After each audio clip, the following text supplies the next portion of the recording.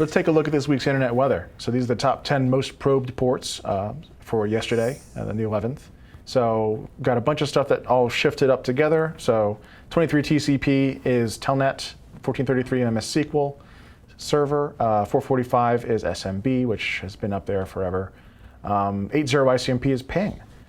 8545 TCP is Ethereum GF server. There was a bug in that for a while, so people were trying to get free internet money. 3389 TCP is remote desktop protocol. 80 TCP is the web in general, could be anything. 22 TCP is SSH. 8080 TCP is an alternate web port, and 5555 is Android remote debug bridge. Take a look at the most sources probing. So this is individual endpoints, and not the ports, not the volume of scanning itself. Not a lot of changes this week.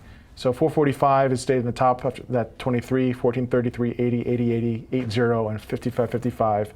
In fact, we've spoken about literally all of these except for 00 ICMP, which is echo reply, which is kind of interesting, but probably a side effect of the massive amounts of 80 ICMP echo request.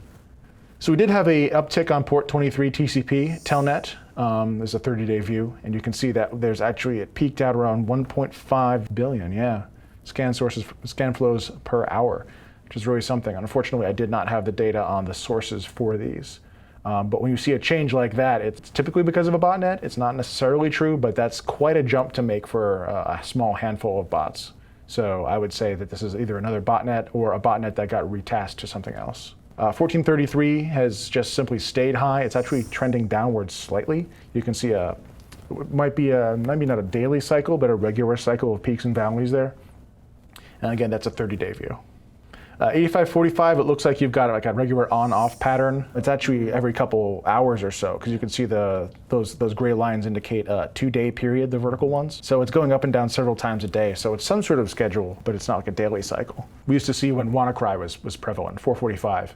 You would see that as, you know, PCs are turned on and off all day long. You start seeing that because, but yeah. This was an interesting one. Realtek UPnP over SOAP is a bug from 2014, and recently we've seen some major spikes on that. We saw one at the end of October, and we just saw another one in the last couple of days, a much smaller spike. The sources for that spike, the most recent, are Singapore, US, and China, but some of these are, what would you call it, like cloud hosting providers. So it's very interesting that you would see a cloud hosting provider scanning for something like that. I would expect to see a botnet of IoT devices scanning for this port, but the scanning and exploitation has to start somewhere. So there may be a seed population scanning for it, or there may be researchers using a cloud platform to do research on this particular vulnerability and its prevalence. Years after the fact. Years after the fact, but is prevalence, right. Yeah.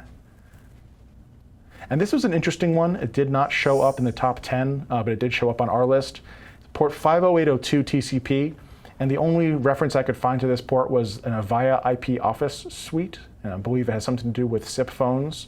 I didn't get to go too deep into it, but we have seen some activity on that in the past couple of days. So something to keep an eye on.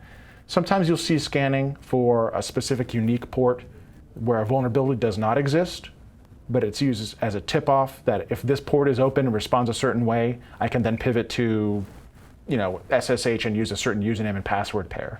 And we've seen that with some of the Mirai likes, or what's the other one that's not like, it's like Mirai but not? There's so many of them. Hajime, or a couple others. Satori and all. Satori, like yeah. Some of those will use a technique like that where they'll try and cut down the amount of scanning time. So instead of having to sit there and brute force a whole bunch of SSH creds, they'll find some other indicator and then use that and then jump right in and try the creds that are most likely right on the first try.